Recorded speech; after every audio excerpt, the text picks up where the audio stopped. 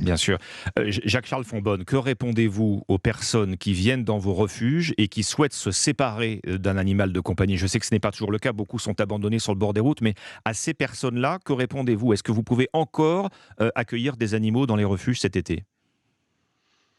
Alors, on se débrouille. Vous savez, les refuges sont je dirais, le bout de la chaîne de l'abandon. C'est-à-dire que les animaux qui sont divagants sont recueillis, sont capturés plus exactement par les fourrières municipales, qui les gardent une huitaine de jours pour que les propriétaires se manifestent éventuellement, et qui ensuite les donnent à des associations, singulièrement évidemment la Société protectrice des animaux. Hmm. On se débrouille toujours. Jusqu'à présent, on n'a jamais refusé des animaux parce que nous refusons l'euthanasie, mais vous comprenez bien que les fourrières, qui sont des organismes municipaux, vont euthanasier les animaux s'ils ne peuvent pas les placer dans des familles ou dans des associations.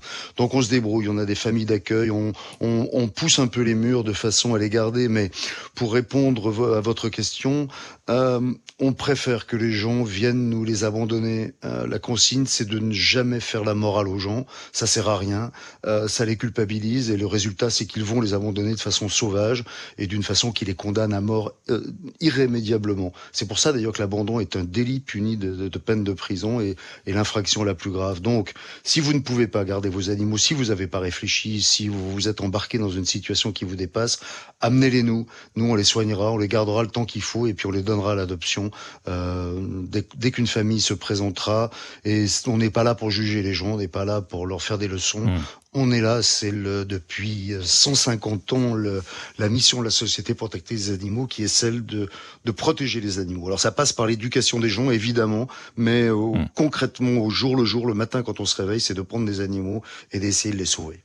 Vous parliez du système D, en fait, qui est à l'œuvre malheureusement dans les refuges. Concrètement, comment vous prenez en charge les animaux abandonnés, Jacques-Charles Fonbonne? Combien de temps, pour être très clair, pouvez-vous les garder? Alors, on va les garder, je vais vous faire une réponse assez générale. On va les garder le temps nécessaire à leur adoption. Mhm. On n'euthanasie pas les animaux. On va donc les garder quelques heures si une famille se présente et veut un animal qui a été pris très récemment. Et puis, on va pouvoir les garder plusieurs mois, malheureusement plusieurs années si on a du mal à les placer. On fait quelque chose qui est assez efficace, que j'ai découvert en prenant la présidence, c'est qu'on a des équipes de transfèrement. Et on se rend compte, c'est quelque chose que j'explique pas, mais qui marche tout à fait bien, qu'on a des animaux, on a des chiens qui, par exemple, ne vont intéresser personne dans un refuge du sud-ouest ou du sud-est, que l'on va transférer dans un autre refuge, dans une autre région, et qui vont être adoptés en quelques jours, en quelques semaines. Voilà, c'est assez curieux. Est-ce que ça tient aux conditions d'hébergement des animaux? Vous savez que les conditions sont assez stressantes, hein. On a engagé à la SPA un C'est un très grand déchirement, de venir projet dans les refuges. immobilier. C'est jamais une partie de plaisir lorsqu'on souhaite adopter un Non, c'est animal, en jamais une effet. partie de Hmm. plaisir, et justement, on veut maintenant créer des nouveaux refuges dans lesquels les gens viendront avec leur famille, avec leurs enfants, avec leurs animaux éventuellement, pique-niquer, voir des animaux, apprendre des choses et éventuellement adopter s'ils le souhaitent, mais sans que ce soit quelque chose qui est quand même anxiogène que d'aller voir des animaux qui sont enfermés. Je sais qu'il y a beaucoup de gens qui viendraient prendre des animaux et pour lesquels c'est un frein, en se disant ça va être quelque chose de très émotionnant, Hmm. et j'ai pas le courage d'y aller. Oui, je lisais ce chiffre assez frappant, hein, Jacques-Charles Fonbonne. 60% des abandons d'animaux de compagnie, chats, chiens, ont lieu sur les aires d'autoroute au départ des vacances, en clair.